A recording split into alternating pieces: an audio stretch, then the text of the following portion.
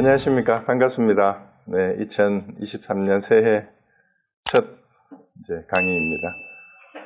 다들 원래 계묘년이죠. 토끼해를 맞이해서 뜻대로 다 이루어지시기를 바랍니다.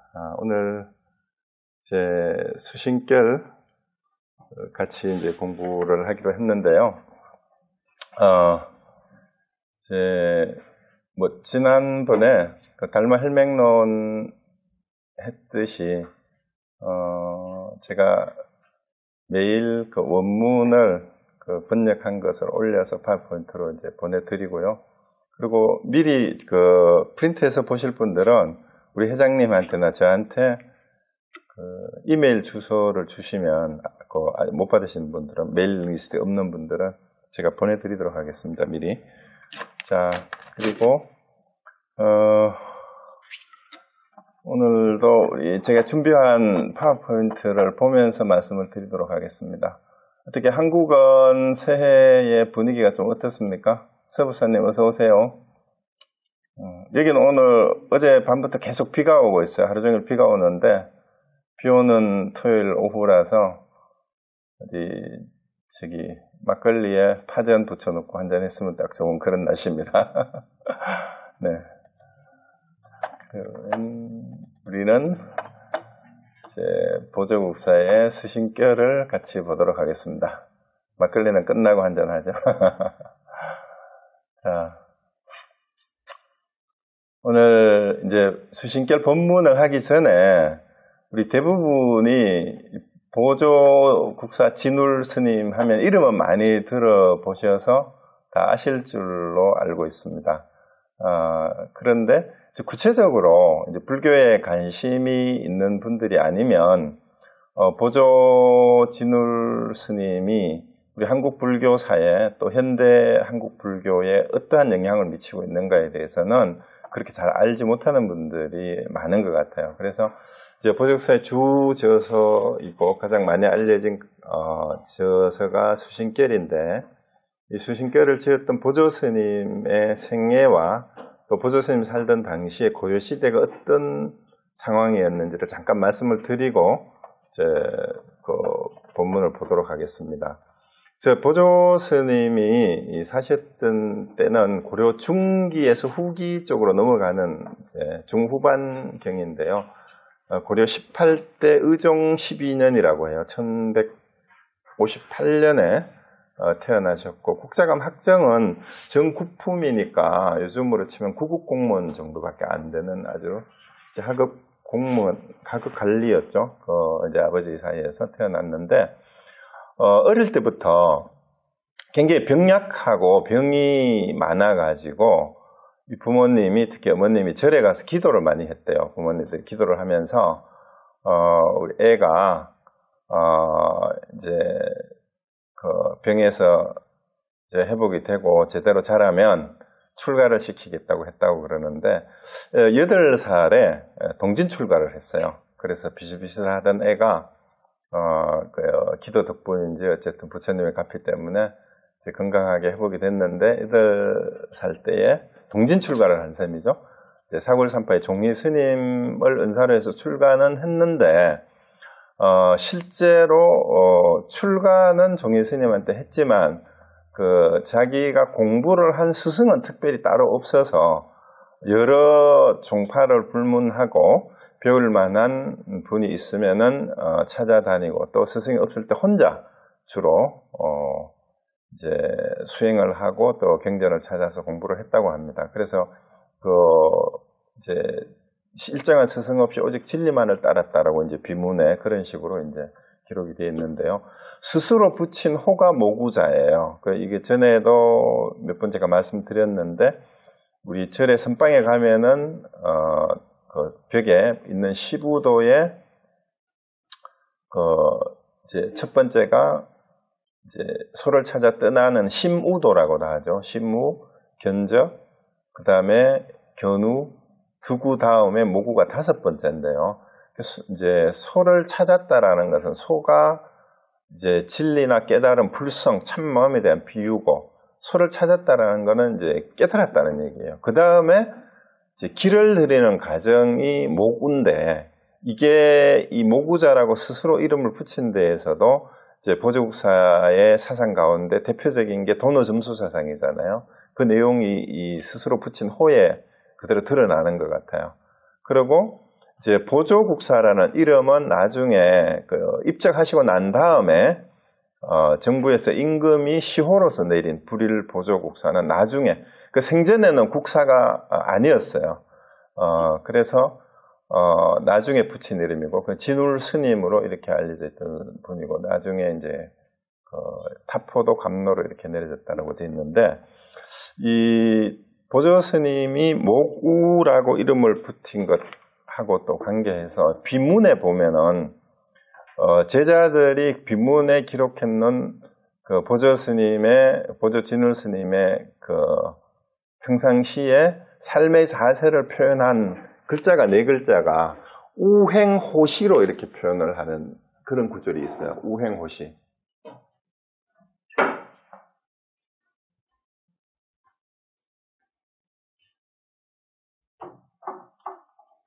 우행호시가 이제 소그름이라는 뜻이죠. 소그름, 그 다음에 호랑이 눈이라는 뜻인데, 그 호랑이 눈이라는 것은 그때 당시의 현실 사회를 꿰뚫어 보는 통찰력, 현실 직시하는 그런 날카로운 눈을 얘기를 하고요. 이제 소그름이라는 것은 묵묵히 소와 같이 한 걸음 한 걸음 실천하는 그 모습을 나타내는데, 보조 스님의 삶을 한마디로 표현한 것이 바로 우행호시라고 그래요. 근데 소가 이제 한 걸음 한 걸음 뚜벅뚜벅 목표를 향해서 걸어가는 것처럼 이렇게 꾸준히 실천을 게을리하지 않으면서도 현실을 또 그 다음에 진리를 바라보는 눈은 호랑이 눈처럼 날카로웠다고 그러죠. 근데 호랑이는 어떤 상대나 대상을 볼 때 곁눈질을 하거나 이렇게 눈을 그렇게 보지 않고 정면으로 항상 몸을 똑바로 해서 정면을 쳐다보는 게 호랑이가 보는 방법이래요. 그래서 이 호랑이 눈이라는 얘기는 바로 현실을 있는 그대로 똑바로 직시하려는 그런 이제 자세를 이렇게 우행호시라는 말로 표현을 했는데, 왜 이제 이런 이름이 붙었냐 하면, 사실 보조국사가 살던 당시에 고려 사회가 굉장히 사회적으로 좀 혼란한 상황이었어요. 고려는 여러분 아시다시피 태조 왕건의 후삼국을 통일을 하면서 굉장히 불교의 그 가피를 입어서 스스로 이제 스님들의 도움을 받아서 기도 때문에 삼국 통일을 하게 됐다고 이제 믿고, 또 국교로서 불교를 수용하면서 왕실에서 적극적으로 불교를 권장을 했고, 여러 가지 불교 행사들을 고려 때는 이제 뭐 연등회니 팔관회니 이런 것들을 열어서 이제 그 불교를 이제 중흥하고 이제 그 왕실에서 사실상 비호하는 그런 게 태조 왕건 때부터 시작이 되었어요. 그래서 이제 고려 불교는 이제 왕실의 그 지원을 받는 귀족 불교, 왕실 불교로 출발을 했어요. 출발할 때부터. 그렇게 하다가 보니까 이제 스님들은 당연히 군역이 면제가 되고, 또 사찰은 세금도 내지를 않고, 또 사찰에서 이 토지를, 엄청난 사찰 주변에 토지를 토지를 소유하고 거기에서 징세권을 가지고, 심지어는 거기에 소속된 농민들을 농노처럼 부리는 그러한 이제 사찰 경제가 굉장히 이제 독자적으로 그 영위가 되도록 하는 이런 이제 그 시절이었어요. 그러다가 보니까 이제 왕실의 비호 아래 불교계에는 여러 가지 토지도 소유하고 세금을 거두면서 여러 가지 식화사업이라는 게 뭐냐 하면 고리대금업까지 심지어 할 정도로 사찰이 그러다 보니까 부패하고 타락해 가는 그런 상황이 있었고요. 그리고 군대 가지 않고 귀족 자제들이 이제 군대 가지 않고 그 다음에 토지를 소유하기 위해서 가짜 승려가 되는 이런 경우도 많이 있었다 그러죠. 그 와중에 우리가 잘 아는 무신의 난이 또 민난이 계속해서 끊이지 않고 일어났습니다. 그래서 고려 중기가 지나면서 잘 아는 이자겸의 난, 묘청의 난, 그리고 생신이 이제 태어나기 직전에 한 20, 30년 전에 있었고, 생시에 정중부 이방의 무신의 난이 있었고, 최충원의 무단정치가 시행이 됐던 때가 바로 진울이 살았던 당시예요. 그리고 불교계 내부는 이제 또 여러 지역의 고려는 사실은 후삼국을 통일하는 과정에 여러 지방 호족 세력들의 연합 세력에 의해서 이제 고려가 건국이 됐잖아요. 그러다 보니까 지방 호족들은 호족들대로 자기 지역의 그 세력을 떨치기 위해서 여러 가지 이제 그 문제들이 있었는데, 여기에 승려들이 지방의 호족들하고 또 이게 같이 유착이 돼 있었어요. 그러다 보니까 그 지역의 특정 교단에, 예를 들어서 그때 당시에 교종으로 이제 세를 떨치던 게 법상종하고 하엄종이 들어와 있었는데, 그래서 그 지역의 큰 사찰들이 그 지역의 지방 호족들하고 짝짝꿍이 돼가지고 저렇게 여러 가지 그 특혜를 누리면서 부패하고 있던 이런 시절이었어요. 그러다 보니까 또 불교계 내부에서는 서로 왕실이나 이제 권세에 있는 귀족들과 연결된 불교계는 이제 현실적으로 굉장히 부패하고 타락해가고 있던 이런 중이었어요. 그러면서 종파 대립이 극심하게 또 일어나서 선종과 교종은 서로를 무시하면서 극심한 대립과 갈등을 겪던 그런 상황이었다라는 것만 여러분 이제 대략 이제 이해를 하시면, 왜 보조국사 진울 스님이 그때 당시에 정회결사 운동을 하고 도노전수를 주장을 하고 정회쌍수를 주장을 하고 성교일치 운동을 했던가 하는 게 당시의 사회적 상황하고도 관련이 있다라는 것을 염두에 두고 진울의 주장이 이제 체계화되었다라는 것을 이해하시면 될 것 같습니다. 자, 그래서 당대의 이 상황이, 고려의 상황이 이랬다라는 거고요. 그리고 보조스님은 개인적으로는 25살에 고려는 4대 광종 때부터 국가에서 승과고시를 둬가지고 승려들의 과거 시험을 교종하고 선종을 따로 봤어요. 교종에 급제를 하면은 승통이라고 하고, 선종에 급제를 하면은 승선이라고 하는데, 일단 승선과 승통이 돼야 나중에 왕사나 국사로 이제 승진을 합니다. 이제 대덕이라 해가지고 그 다음에 이렇게 올라가는데, 사실 보조 스님은 살아생전에 국사로 임명이 된 건 아니에요. 그래서 25살에 담선법회에 참석해가지고 과거에 급제는 했어요. 승선은 되었지만 이제 정부에서 주는 승려의 그 법계를 그 다음에는 받지를 않았습니다.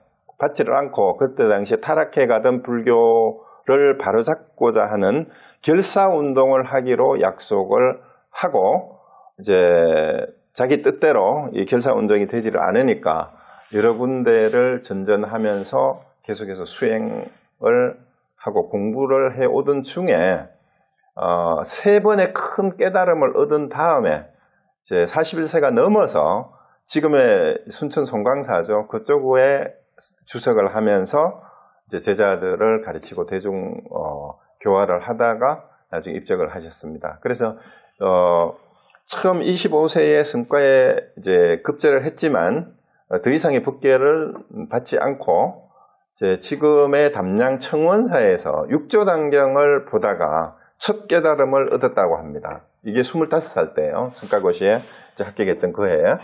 근데 그 육조단경에 나오는 구절 가운데 어떤 구절을 읽고 이제 깨달음을 얻었냐 하면은, 진여자성은 생각을 일으켜 육군이 비록 보고 듣고 느끼고 아는 것이 있다 하더라도 온갖 대상에 물들지 않으며 참성품은 항상 자제하다. 이 구절에서 큰 깨달음을 얻었다라는데, 이 진여자성이 뭐냐 하면 진성이라고 표현, 참성품이 진여자성을 줄인 말이에요.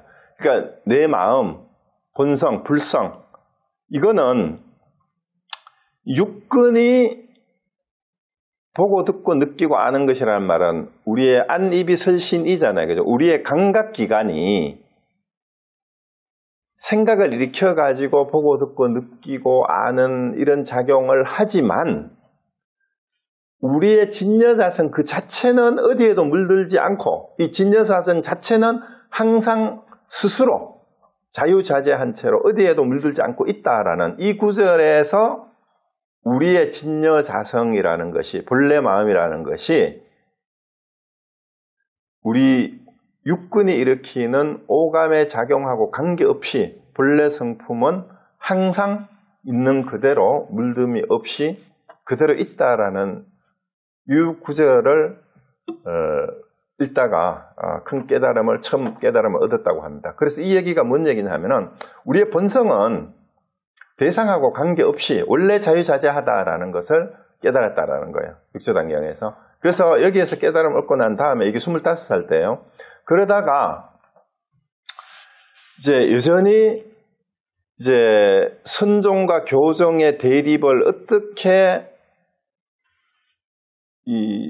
극복을 해서 부처님의 말씀인 이 교종의 가르침과 부처님의 마음이라고 하는 선종의 가르침이 부처님의 말과 마음이 어떻게 다를 수가 있을까? 이게 다를 리가 없는데 하면서 이제 선사인데도 불구하고 선종의 승려로서 승선에 이제 급제했는데도 이제 경전을 열람을 해서 부처님의 가르침과 선종의 가르침이 다를 리가 없다라고 생각하고 그 근거를 찾았던 거예요. 그래서 지금의 예천의 보문사예요. 그 하가산이라는 예천 학가산이라고 지금도 있습니다. 보문사가 지금도 있습니다. 예천에 가면은 거기에 들어가서 대장경을 열람을 하면서 열심히 그 근거를 찾았다고 해요. 그러다가 하엄경을 보다가 열의 칠년품에 한 티끌이 대천세계를 머금었다라는 비유를 하고 난 다음에 이어지는 구절에서 이제 어떤 구절이 나오냐 하면은요, 바로 뒤에 나오는데요. 열의 지혜도 또한 이와 같아서 중생의 몸 가운데 모두 갖추어져 있으나 본부는 어리석어서 알지 못하고 깨닫지 못할 뿐이다. 그래서 한 티끌이 대천세계를 머금었다라는 이 구절이 뭐냐 하면은 우리의 열의 지혜가 바로 앞에서 얘기했던 진여자성이에요. 참마음하고 똑같은 거죠. 이 진여자성도 열의 지혜도 참마음도 우리 몸 가운데 모두 원래 갖추어져 있는 거다. 요 내용이 앞에서 사실은 육조단경을 읽으면서 깨달았던 내용하고 사실 똑같은 거예요. 육조단경의 진여자성이 원래 우리에게 갖추어져 있다. 삼성품이. 요 내용이나 함경의 열의 지혜도 우리 몸 가운데 원래 갖춰져 있다라는 것이 결국은 이제 선종에서 육조 해능대사가 얘기한 거나 교정에서 말하는 경전에서 가르치는 내용이 다르지가 않구나 하는 것을 여기서 이제 알았다라는 거죠. 그리고 이제 이통련 장자가 쓴 함론에는 또 어떤 내용이 나오냐 하면은요, 이통련은 사실은 하엄 사상가 가운데에도 적통이 아닌 반계에 해당이 되는 그런 사상가예요. 그리고 스님이 아니고 일반 거사죠. 근데 이분이 쓴 신함경론에 나오는 내용 가운데 이런 구절이 있었는데, 각수보살은 이제 깨달은 보살이라는 뜻이에요. 이 세 가지가 있는데, 첫째는 제 몸과 마음이 본래 법계임을 깨닫는 것이니 깨끗하게 더러움이 없기 때문이요.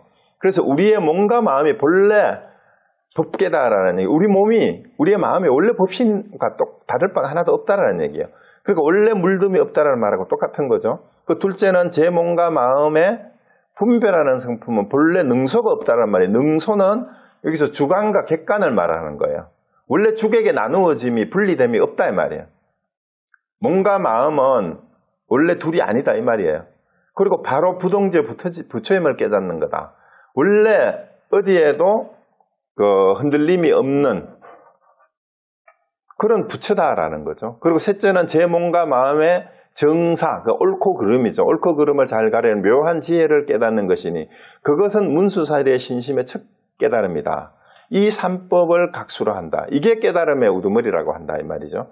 그리고 범부의 지위에서 십신에 들어가기 어려운 것은 그들이 모두 자기가 범부임을 인정하고 자기 마음이 바로 부동지의 부처임을 인정하지 않기 때문이다. 이 말은 뭔 말이에요? 우리가 이제 부처지위의 십신, 함경의 십신이라는 말은 보살 십지 가운데 십지는 마지막 단계 부처지위를 말하는 거예요. 근데 본부는 아직 깨닫지 못한 지위인데 사람들이 내가 원래 부처인데 자기 스스로가 나는 중생이다, 나는 범부다라고 하고 내 마음이 바로 부처의 마음이다라는 것을 인정하지 못하기 때문에 그렇다라는 거예요.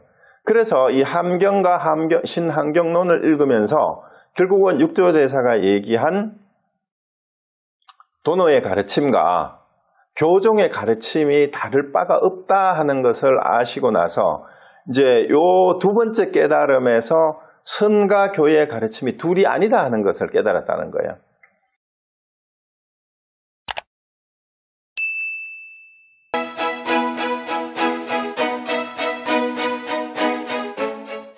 그 다음에 이제 이게 이제 그때 이제 31세 때인가 그렇죠? 31세 때 이제 25세에서 6년 가까이나 이렇게 흘렀습니다. 그러고 나서 이제 33세가 돼 가지고는 그 전에 이제 옛날에 그 25세 때 승과에 같이 과거 시험을 봐서 그 승선이 될 때 같이 그 승과에 합격했던 도반들하고 불교가 너무나 부패하고 타락했다. 그리고 교종과 선종이 너무나 지금 서로 파벌 싸움이 심하다. 그래서 우리가 올바로 선정과 지혜를 동시에 닦는 그런 결사를 우리가 해야 되겠다라고 이제 약속을 한 적이 있는데 그 드디어 이제 33세 때에 그 약속을 실천으로 옮깁니다. 몇몇 도반들과 함께 건수 정해 결사문은 뭐냐 하면은 정해 결사의 수행을 권하는 결사문이에요. 그래서 이거를 선포를 하는데 그 첫째 문장이 땅에서 넘어진 자 땅을 짚고 일어서라는 그 얘기예요. 그 땅을 여의고 일어날 수 없다는 얘기는 바로 냉철한 현실 인식에 대한 선언이고 이제 함사상의 내용이 이제 이거와 똑같은 거죠. 그 우리가 아무리 현실이 부패하고 타락하고 내 자신이 범부라 하더라도 현실을 있는 그대로 인정하는 그 자리에서 내가 시작을 해야 된다라는 얘기예요. 그 비록 내가 현재 처한 상황이 아무리 힘들고 고통스러운 상황이라 하더라도 그 상황을 외면하고서는 그 상황에서 벗어날 수가 없어요. 그래서 땅에서 넘어진 자라는 말은 땅을 짚고 일어설 수밖에 없는 거죠. 그래서 땅을 떠나서는 일어날 데가 없으니까 지금 이 자리에서 우리가 바로 일어서서 올바른 수행을 위한 결사를 해야 된다는 얘기예요. 그리고 한마음 얻어 끝없는 번뇌를 일으킨 것이 중생이요 한마음 깨달음으로 끊임없는 묘용을 일으킴이 부처이다. 어둠과 깨달음이 비록 다르나 마음으로 말미암으니 마음을 여의고 부처를 찾아서는 안 되는 것이다. 이 정의 결사문 안에 있는 얘기예요. 그래서 결국은 깨달았다 깨달지 못한 것도 전부 다 우리의 마음일 뿐이다라는 얘기예요. 그래서 모든 게 다 마음 때문이니까 마음을 떠나서 부처를 따로 찾는 것이 아니다. 그래서 정해결사의 핵심은 결국은 마음을 바로 찾자라는 그 얘기예요. 그리고 이 내용이 바로 수신결의 내용으로도 바로 연결이 되는 그 내용입니다. 이렇게 해서 이제 정해결사문을 선포를 하고 이제 도반들을 모아서 함께 결사를 하기로 하는데 일종의 운동이에요. 그래서 혼자 되는 게 아니라 결사라는 말 자체가 원래 뜻을 같이 하는 사람들을 단체를 함께 모은다라는 그런 뜻이잖아요. 그래서 어쩌면은 이제 보조국사의 정해 결사와 같은 결사가 오늘날에 또 필요한 그런 상황이라는 생각이 나뿐만 아니라 다른 분들도 많이 들 것 같아요. 자, 이렇게 하고 나서 이제 여기에 그 지지를 하는 분들이 많이 이제 승려들뿐만이 아니라 신도들 중에도 참여를 해서 결사를 시작했는데 이게 또 뜻대로 되질 않아요. 처음에 결사 운동을 하자고 하면은 좋다고 해서 모여드는데 그렇게 모여놓고도 거기에서 또 시비를 하는 인간들이 꼭 있습니다. 사람이 모이면 어디 가나 꼭 그래요. 그러니까 결사를 하기 위해서 모였던 사람들이 또 거기에서 서로 대립하고 시비를 일삼는 무리들이 생기니까 아직 이 진울 스님의 힘이 이 사람들을 다 교화하고 제압할 정도까지는 되지를 못했던 것 같아요. 그래서 이 함께 결사운동을 하던 데에서 이 무리를 떠나서 결국은 정예 결사를 하자고 모아놓으니까 여기에서 또 딴짓을 하는 거예요. 거기에서 또 시비를 삼고. 그러니까 우리 지금도 똑같아요.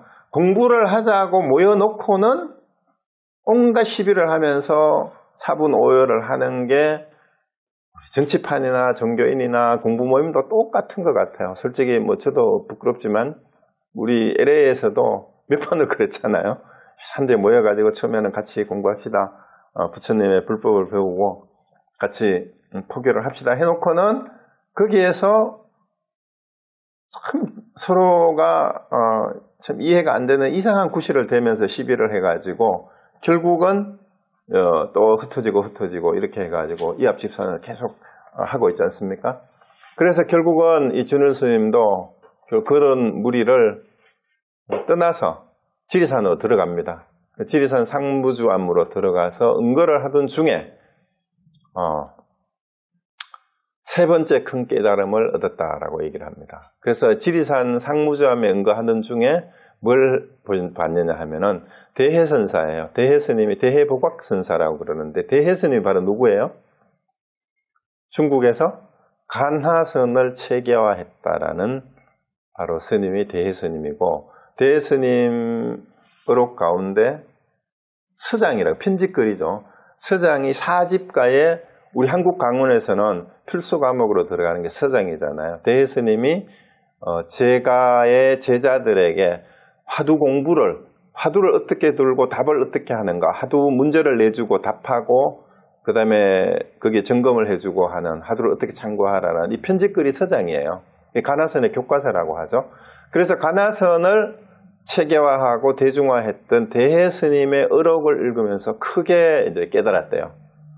그러고 이거를 보고 나서 무엇이 걸려있는 뜻이, 그러니까 두 번 육조단경을 보고 크게 깨닫고 함경과 함신론을 보면서 함사상에서 크게 깨달은 이제 육조단경에서 깨달았는 게 뭐냐 하면 진여자성이 참나가 나의 불성이 원래 내가 갖추고 있고 그건 어디에도 물들지 않으니까 이것만 확 바로 깨달았어요. 그렇지만 이 선종과 교종이 대립하고 있는 상황에서 이 선종과 교종이 다르지 않다라는 증거를 찾기 위해서 이제 경전을 열람하다가 함경에서 선종과 교종이 둘이 안다는 확신을 얻었다면 그 다음에 어떻게 이 대중들을 선교를 넘어서 제대로 제도를 하고 나도 걸림없이 살 수 있을까 자유자재한 거기까지는 아직 가지를 못한 거예요. 그런데 대보국선사 의록에서 이제 깨달음을 얻고 난 다음에 이제 보조국사가 스스로 했는 얘기가 뭔가 가슴에 걸려있는 게 탁 트이면서 오랜 체증이 내려갔듯이 완전히 이제 편안해지고 즐거워졌다고 해서 진짜 완전히 이제 자유자재한 해탈의 경지에까지 도달했다라고 이렇게 볼 수가 있어요. 그래서 그 어떤 구절이 그렇게 했냐면요. 바로 밑에 있는 이 부분이에요. 대해 스님 의록에 보면 대해 의록에 지금 한국에 대해 의록이 5건인가 6건으로 완역이 돼서 나와 있습니다. 서장도 번역이 되어 있고 필요하신 분은 한번 찾아보시면 됩니다. 그 선정은 고야한 곳에도 있지 않고 또 시끄러운 곳에도 있지 않으며 일상인연에 따르는 곳에도 있지 않고 생각하고 분별하는 곳에도 있지 않다.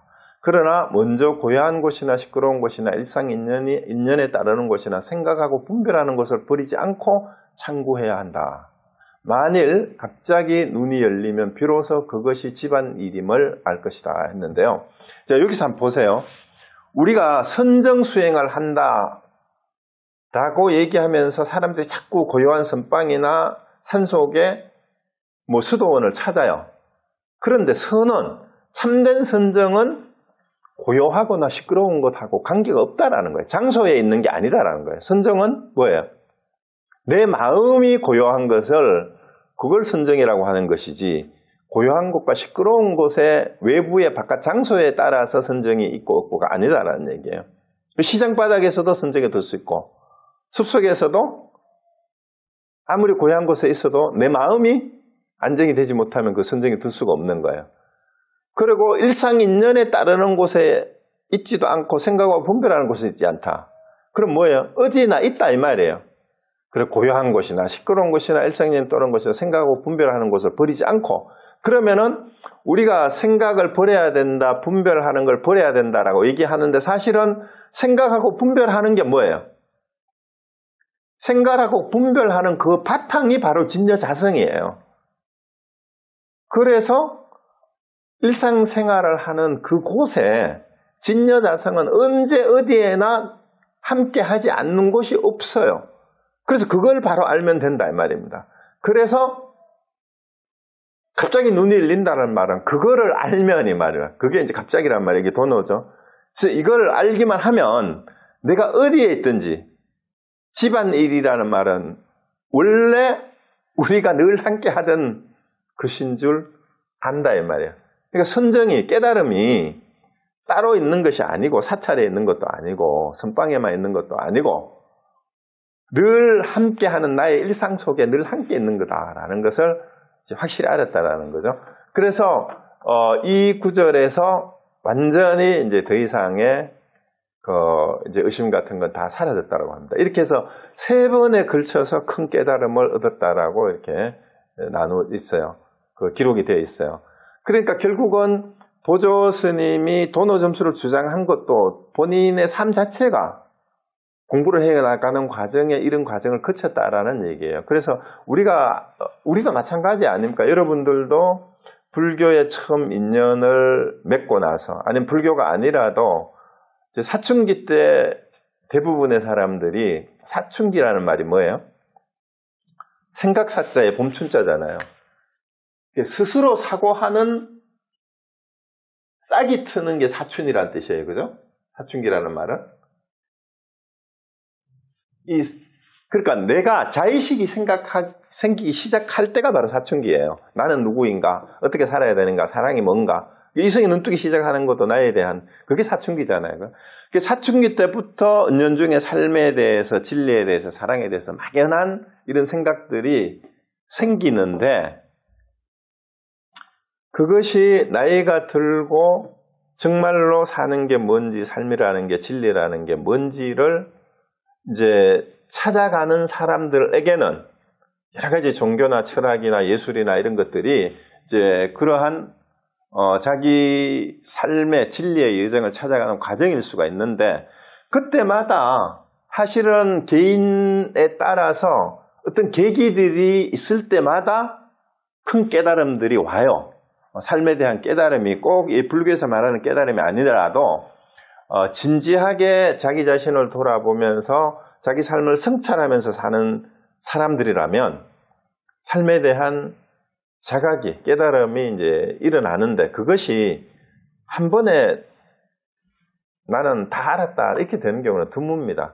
그래서 점차적으로 내가 한 10년 전, 20년 전, 30년 전 여러분을 비교해보고 작년, 재작년하고 비교를 해봐도 내 마음이, 내가 삶에 대한, 또 내 자신에 대한 내 스스로의 생각이 어떻게 바뀌어 왔는가를 보시면 됩니다. 그래서 어떤 계기가 있을 때 이제 크게 생각이 바뀔 때가 이제 크게 이제 마음이 돌아갈 때인 거죠. 그래서 실제를 보면 우리 삶 자체가 도노 점수예요, 사실은. 깨달은 다음에 그 깨달음을 바탕으로 저 삶이, 그 깨달음을 바탕으로 그 다음에는 그 삶의 기준이 되잖아요. 어떤 깨달음이 있으면. 그러다가 또 다른 깨달음이, 더 큰 깨달음이 오면 또 그것이 기준이 되어서 그 다음에 삶이 이어지는 거고, 그게 이제 점수하는 거죠, 도노 점수가. 그래서 보조국사의 삶 자체가 어쩌면 도노 점수였어요. 이런 과정을 단편적으로만 봐도. 그러고 난 다음에 이제 이때가 이제, 이때가 언제였냐 하면은요, 41세 때였어요. 대해 스님의 의록을 보다가 이렇게 큰 깨달음을 얻은 게 41세 때였고, 드디어 이제 43세가 되던 해에 1200년에 송광산 길상사가 지금의 조계산 송광사예요. 그리고 이 송광사라는 이름이 이제 최근에 붙여지기 전에 길상사 다음에 수선사라고 이름이 또 바뀌었었어요. 고려 때에 이제 그 보조스님 계실 때 길상사로 갔는데, 이때 갔을 때는 이 길상사가 굉장히 폐허가 된 사찰이었다고 합니다. 그래서 이제 그 진울 스님이 크게 불사를 일으키고 이제 정부의 지원도 받았다고 해요. 그래서 수선사라고 계명을 사찰 이름을 바꾸고 크게 불사를 해서 지금의 송광사터가 지금 큰 사찰이죠. 거기에서 이제 11년 동안 수행하면서 대중을 교화하면서 지금의 송광사터가 일구어진 거라고 그럽니다. 그래서 지금도 보조 스님의 그 유적지나 이런 것들이 이제 송광사에 있고요. 보조 연구원도 송광사에 있죠. 그리고 송광사를 승보종찰이라고 하는데 우리 조계종에서 법보종찰은 거기 해인사에 팔만대장경이 있으니까 법보종찰이라고 하고, 그 다음에 부처님의 진신사리가 있다고 해서 통도사를 불보종찰이라고 이렇게 얘기를 하고, 우리나라에서 국사와 왕사, 고승들을 가장 많이 배출한 절이 바로 이 송광사라고 해서 송광사를 승보종찰이라고 합니다. 그래서 아마 이 승보종찰이 되는 데에 결정적으로 이 틀을 닦으신 분이 바로 보조국사 진울 스님이에요. 여기에서 이제 대중을 교화하다가 2010년에 3월 달에 이제 53세가 되던 해에 입적을 하셨다고 그러는데요. 그래서 나중에 이제 희종이 불일 보조국사라는 시호하고 감멸한 타포를 내렸다라고 합니다. 그리고 조계종에서는 대한불교 조계종인데 이게 뭐 조선불교 조계종도 있고 한국불교 조계종도 있고 비슷한 이름을 쓰는 조계종이 있어요. 근데 그냥 조계종 하면 지금 대한불교 조계종 저쪽에 조계사를 분사로 하는 거기입니다. 이제 도의국사를 조계종의 종조로 하고 보조국사 진우를 중천조라 그래요. 중천조. 중천조는 종지를 분명하게 밝혔다라는 그런 뜻입니다. 그런 조사고, 그 다음에 태고보호국사를 중흥조라고 이렇게 여기고, 실제 현재 대한불교 조계종의 많은 의식이라든가 처음 출가하는 스님들의 스님들이 지켜야 될 규칙, 계율 같은 것들이 보조국사 진울 스님이 지은 개초심합 입문이라는 초반심 자경문에 들어있는 거기에 영향을 많이 받아서 그대로 따르고 있습니다. 그리고 이제 수신결도 사실 최근까지 성철 스님이 이제 번호 점수를 주장하는 것은 이제 거기 선가에 이설이다, 마설이다라고 비판을 하기 전까지는 진울 스님의 도노 점수 내용이 그대로 한국 대한불교 조계종의 중요한 수행 방법으로 누구나 다 받아들이는 그런 거였고, 그 다음에 이제 성철 스님이 도노 돈수를 주장하니까 또 진울 스님의 도노 점수의 내용이나 또 도노 돈수의 내용이 뭔지도 모르면서 도노 돈수가 말로 들으면 그게 맞는 것 같으니까 나는 도노 돈수가 맞는 것 같다라고 뭐 어쩌고 이런 사람들이 많이 있는데, 제가 보기에는 도노 돈수가 맞다고 하는 대부분의 사람들이 제가 보기에는 수행을 안 해본 사람들이, 제대로 해본 사람은 그런 말을 할 수가 없어요. 왜냐하면 공부를 해 나가는데 한꺼번에 딱 깨닫고 그걸로 끝났다, 더 이상 할 게 없다, 그 양심에 손을 얹고 가슴에 손을 얹고 도노 돈수가 맞다고 생각하는 사람이 있으면 내가 정말로 어디에도 걸림이 없고 자유자재하고 이제 걸림이 없는지 자기 삶을 돌아보면 됩니다. 그럼 안 되면은 아직 전혀 깨닫는 게 아니고 수행을 계속 해야 되는 겁니다. 그래서 현실에서는 사실은 도노 점수라기보다는 계속 점수 점호 점수 점수예요. 그게 우리 보통 사람들 삶이에요. 그리고 도노 점수가 맞네, 도노 돈수가 맞네, 그런 얘기 자체가 사실은 웃기는 얘기일 수도 있는데, 그 얘기는 본문에 도노 점수를 직접 얘기하는 부분이 나오니까 그때 이제 다른 분들의 또 많은 학자들이 또 성철 스님이 얘기하는 도노 돈수가 뭘 얘기하는 건지, 또 다른 학자들이 돈전 논쟁이라 그래가지고 한국에서 송광사하고 해인사에서 80년대에 크게 세계적인 학회가 2번이나 열렸어요. 외국 학자들까지도 초청해가지고. 그 내용도 본문을 다룰 때에 그 내용을 요약해서 제가 소개를 해드리도록 하겠습니다. 자, 그거는 나중으로 하고, 일단 이제 그리고 스님이 이제 그때 돌아가셨는데, 돌아가실 때도 참 멋있게 돌아가셨어요. 한 달 전쯤에 내가 이제 이 세상에 있을 날이 얼마 남지 않았다, 이렇게 얘기를 했대요. 그러고 이제 한 달 전부터 내가 이제 얼마 못 살 것 같으니까 열심히 노력해라 라고 했는데, 돌아가실 전날도 제자들과 본문을 나누다가 이튿날 아침에 이제 본인이 이제 대중들을 다 모으라고 했대요. 아마 가려고 그랬었던 것 같아요. 대중들을 법당에 모이게 하고 이제 육환장이 주장자예요. 주장자를 들고 법상에 올라서 설법을 하고 이제 마지막 설법이 이 내용이었다 그럽니다. 이 눈은 조상으로부터 받은 것이 아니고 이 코도 혀도 조상으로부터 받은 게 아니라 그래요. 이제 이 산성의 목숨을 대중에게 맡기니 찢든지 자르든지 마음대로 해라. 이게 마지막인데 내가 이 마지막 유언처럼 이렇게 한 거예요. 나는 이제 내 이 몸뚱이는 조상으로부터 받은 게 아니니까 이제 내가 이 몸뚱이를 버리고 가니까 화장을 하든지 어떻게 하든지 해라. 이렇게 얘기한 거예요. 그러니까 이때 제자가 이 제자들이 물어요. 그죠? 스님이 마지막 법문을 하는데도 스님의 병환이 유막의사의 병과 같습니까? 다릅니까? 이렇게 물었대요. 그러니까 스님이 너는 갖고 들은 것만 배웠는가 하고 들고 계시던 주장자로 육한장으로 법상을 쾅쾅 두 번 친 다음에 일체의 모든 것이 이 가운데 있느니라. 그게 뭐예요? 주장자를 팡팡 이렇게 내리치는 여기에 일체 모든 것이 여기에 있다. 이러고 바로 그렇게 앉은 채로 일반에 드셨답니다. 네, 그래서 마지막을 이렇게 이제 보내신 분이 이제 보조국사 진우 스님이에요. 그래서 여기 마지막에 요거 잘 보세요. 너는 갖고 들은 것만 배웠느냐? 일체 모든 것이 이 가운데 있느니라. 이 말 가운데 깨달을 수 있어야 됩니다.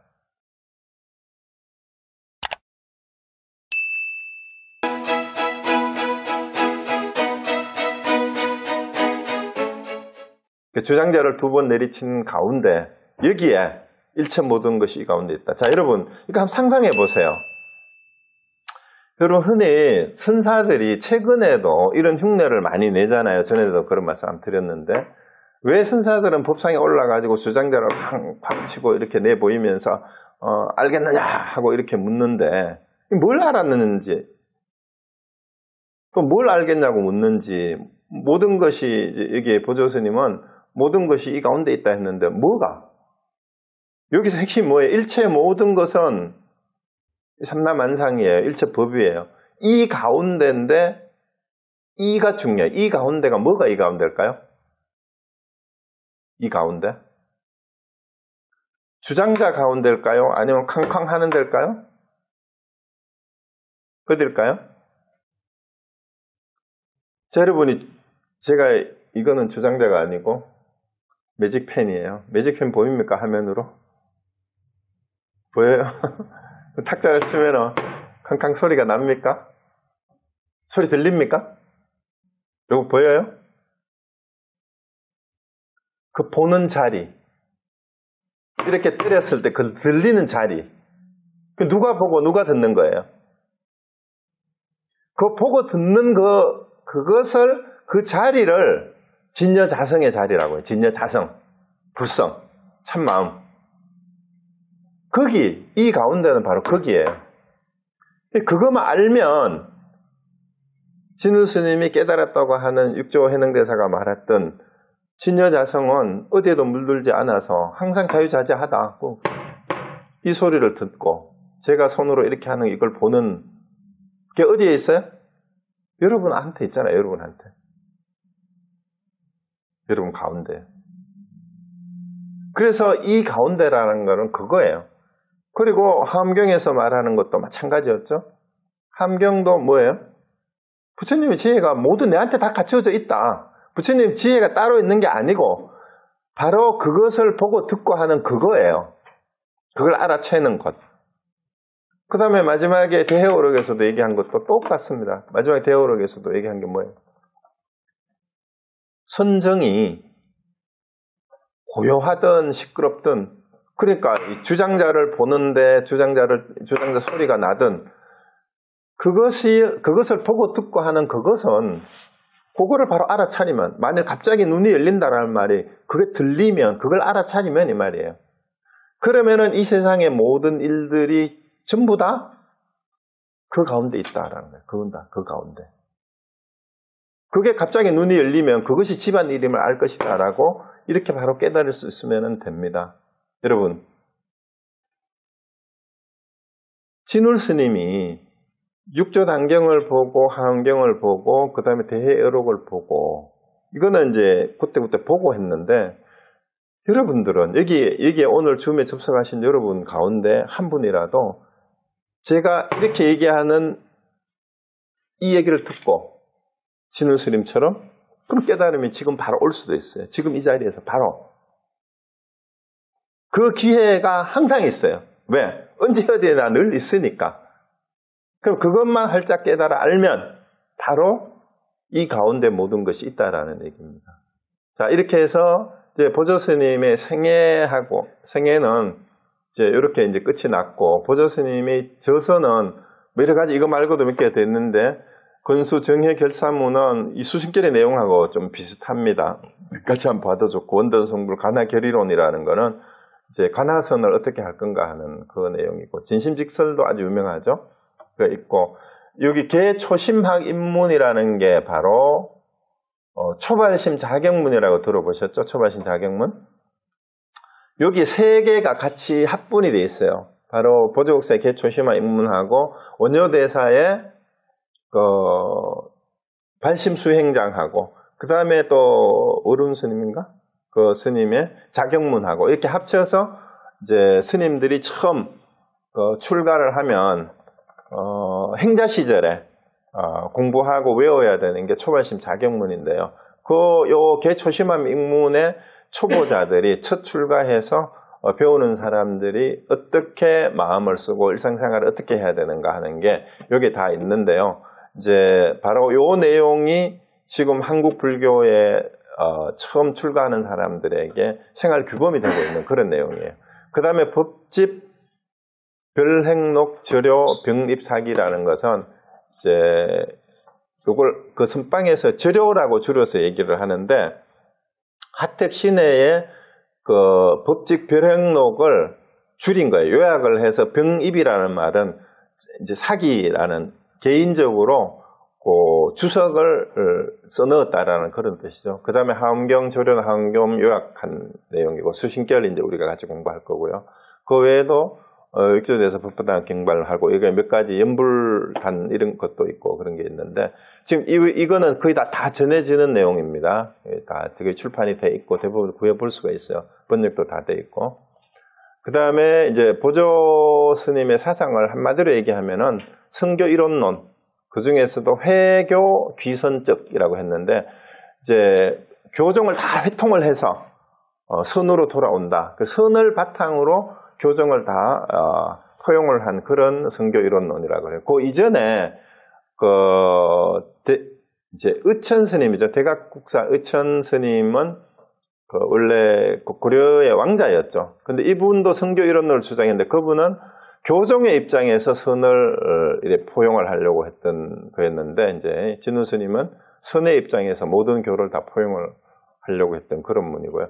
그랬던 분이고요. 이 이제 보조진울 스님 가운데 수행을 하는데 세 가지 문이 있다라고 얘기를 했는데 이 삼종 문이 세 번 깨달은 그 내용하고 일치해요. 그리고 그 내용이 도노 점수고 정의 쌍수고 그 다음에 이제 정의 결사 운동을 통해서 실천을 하려고 했던 그런 내용이라고 할 수 있는데요.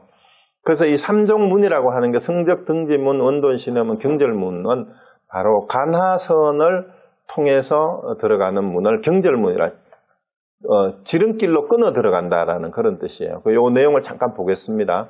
성적 등지문이라고 하는 것은 뭐냐 하면 수행의 대원칙이라고 할 수 있어요. 바로 육조 단경에서 깨달았던 도노의 내용입니다. 도노의 내용. 여기에 이제 성적 등지는 성성과 적적이 하나다라는 그런 뜻이에요. 등지라는 말은 똑같이 지속돼야 된다 이 말이에요. 성성하고 적적함이 이제 흔히 성성하다라는 거는 깨어있다라는 거예요. 적적하다라는 거는 고요하다라는 거고요.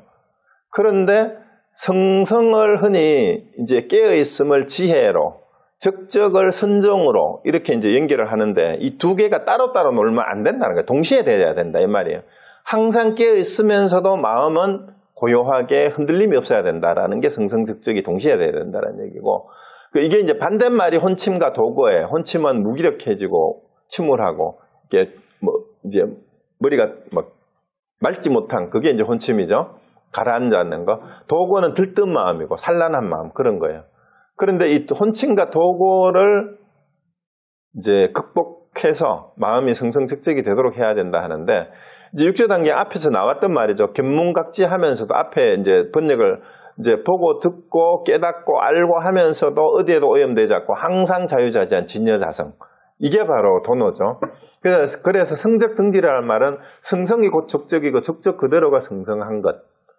이 내용이 결국은 저쪽 다 뒤로도 다 연결이 돼요. 시끄러운 데 있으나 고요한 데 있으나 그대로가 늘 똑같아야 된다라는 내용하고 똑같은. 이게 이제 그 성적등지문이고, 그래서 이제 수행의 대원칙을 이렇게 제시를 하고 난 다음에 원돈 신해문이 이제 구체적으로 아직까지 그 깨달음에 대한 확신이 없는 사람들에게 교종의 가르침을 들어서 부처님의 가르침도 이와 다르지 않다 해서 성적등지에 들어가기 위한 일종의 방편이라고 할 수 있어요. 이게 이제 함경과 이통영의 신화합론에서 봤던 점수의 내용이죠.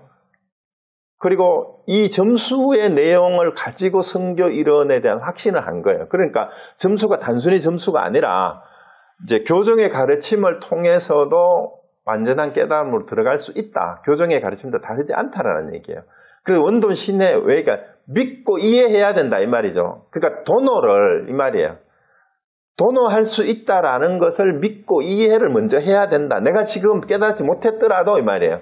성불은 바로 지금 여기에서 바로 이루어질 수 있다라는 것을 믿고 이해하는 거. 돈신해잖아요. 원만하게 바로 갖춰져 있다라는 것을 지금 믿고 머리로라도 이해를 해라 이 말이에요. 진여자생이 본래 부처와 중생에 구비되어 있다. 본래 부처다. 그래서 내가 중생이 깨달아서 부처가 되는 것이 아니고 본래 우리 스스로가 본래 부처라는 것을 믿어라. 그거를 이해해라.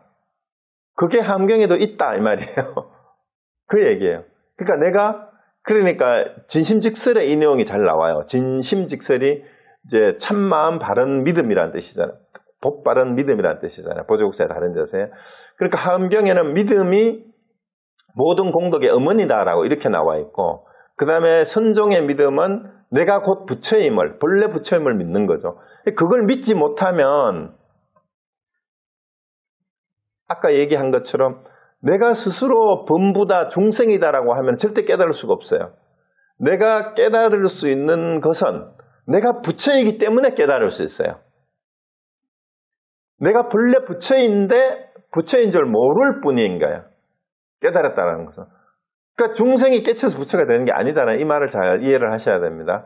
그래서 아직 못 깨달은 사람은 터득기 힘든 것이기 때문에 믿어서 이해할 필요가 있다 이 말이에요. 일단 머리로라도. 그래서 원돈신내란 자신이 본래 구족하고 있는 공적 영지라는 말은 본래 마음에 대한 다른 표현이에요. 이 보조국사에. 여기에 대한 믿음과 이해를 가졌을 때 성적 등지에 들어갈 수 있다 이 말이에요. 그 믿음이 있어야. 그래서 이제 여기에서 세종께서 입으로 설하신 것을 교라하고 조사가 마음으로 전한 것, 그게 선이다 이 말이에요. 그러니까 부처님과 조사의 심구가, 즉 마음과 입이 이제 말로 한 것이, 그러니까 심구라는 말은 마음과 말이 이 말이에요. 서로 틀리지 않을 것이니 어찌 근원을 궁구하지 않고 각각 자기가 익힌 것에 집착하여 함부로 정론을 이렇게 헛되이 세월을 보내겠는가라고 이제 보조국사가 이렇게 얘기를 한 거예요. 그러니까 선교가 다르지 않으니까 쓸데없이 뭐 교종을 공부해야 되니까 무식하면 안 된다라고 얘기를 한다든가, 그 다음에 글자만 매여가지고 안 된다든가 그러면서 참선만 하면 된다고 해서 그런 게 아니다라는 거예요. 둘이가 다름이 없으니까 쓸데없는 시비 분별 논쟁하지 말고 내가 바로 부처인 걸 믿어라. 그거는 교종이나 선종이나 똑같다라는 그 얘기예요.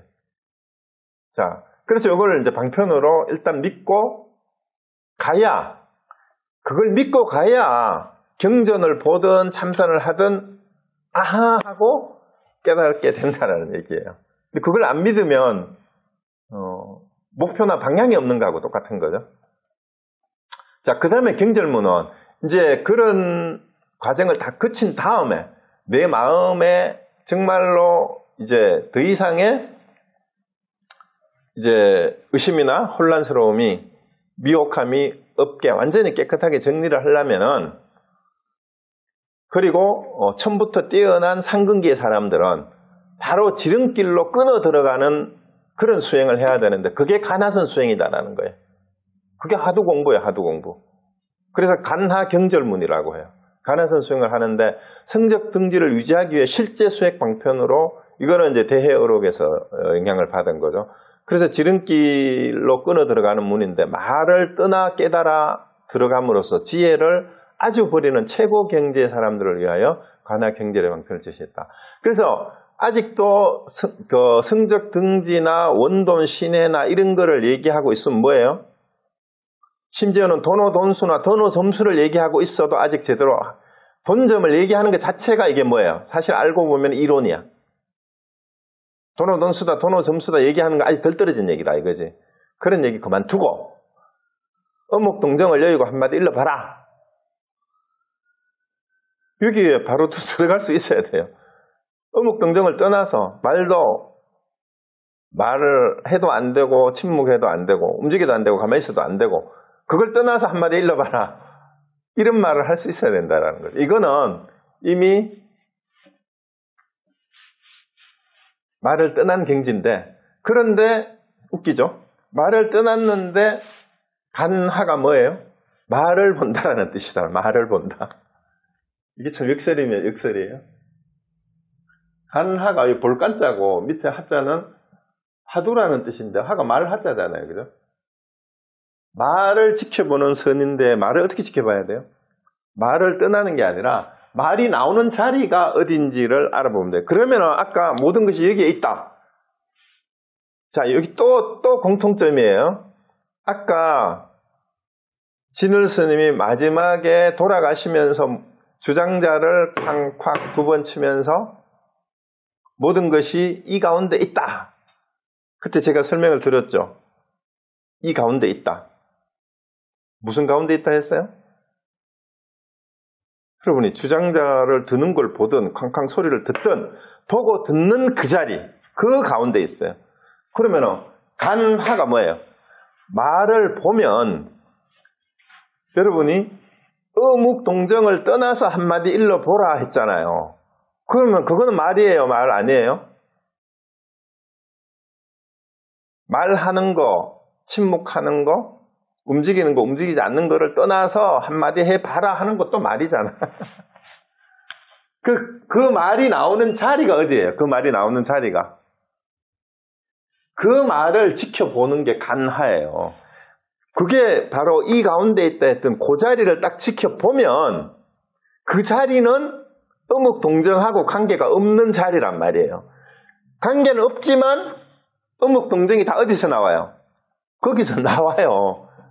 이 가운데 있다라는 말이 그 말이에요. 그래서 이 간하경절문은 그걸 바로 그냥 뚫고 들어가는 지름길이라는 얘기죠. 그래서 화두는 전부 그렇게 구성이 되어 있어요.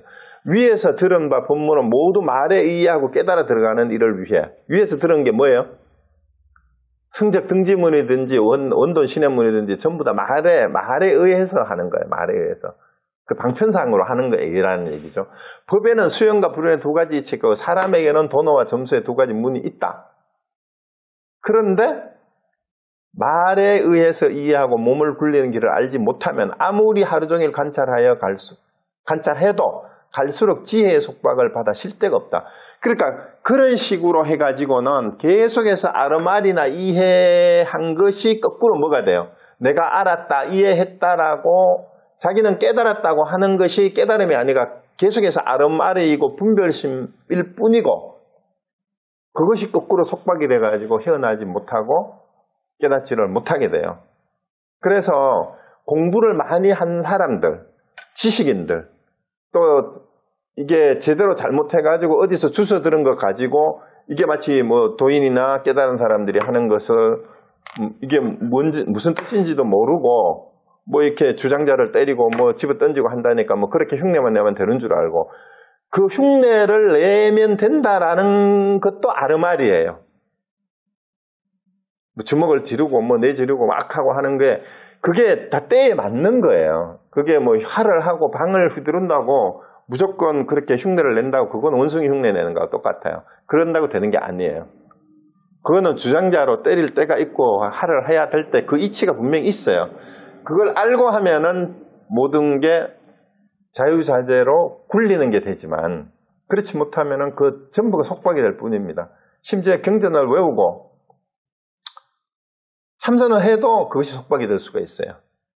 참선을 해서 참선하는 것이 속박이 되는 예가 그런 거 있죠. 마조하고 그 누굽니까? 옆에서 참선한다고 깨닫느냐 하고 기아장을 가지고 와가지고 기아장을 문대서 뭐 하십니까 하니까 거울 만들려고 한다 하니까 응? 기아장을 갈아서 거울이 됩니까 하니까 이놈 앉아있는다고 부처가 됐느냐 했던 게 그거는 참선의 속박을 받는 거예요. 참선하면 깨닫는다라는 생각을 가지는 것도 지혜예요. 그러니까 진짜 참선은 뭐예요? 앉는 데 있지도 않고 눕는 데 서는 데도 있지도 않고 시끄러운 데 있는 것도 아니고 고요한 데 있는 것도 아니다 그랬잖아요. 그래서 이 가나 경절문이라는 것은 그것을 바로 깨달아서 들어가면 더 이상 헷갈리지 않고 그 진여사성자를 바로 알고 그걸 알고서 그냥 살아갈 수가 있다는 그 얘기입니다. 그래서 이 삼정문의 특색은 사실은 가나 경절이 수승함을 내세우되 이를 바로 받아들이기 어려운 근기 사람들은 일단 교종의 지혜의 가르침에 의존하더라도 이제 이렇게 한번 해봐라. 그럼 경전 공부하려면 그렇게 해서 이제 하고 그 다음에 결국은 이제 지식인들한테는 경전을 가르치면서 이렇게 하는 방법도 있고 성적등지문은 이게 대원칙에 해당되는 거예요. 초신자도 결국은 여기에 이르기 위한 입도 방편이 원돈신의 문이고 그러나 일단 입도한 연후에는 이제 아르마리를 떨고 참다운 성적등지로 가야 된다라고 얘기를 하기 위해서 그 원칙을 대시를 한 거고 그게 목표가 성적등지는 항상 성성하고 적정한 경지로 가야 되는데 그러려면은 참마음을 바로 알아야 되는데 참마음으로 바로 뚫고 들어가는 문이 바로 가나경절문이다 이렇게 얘기를 한 거예요.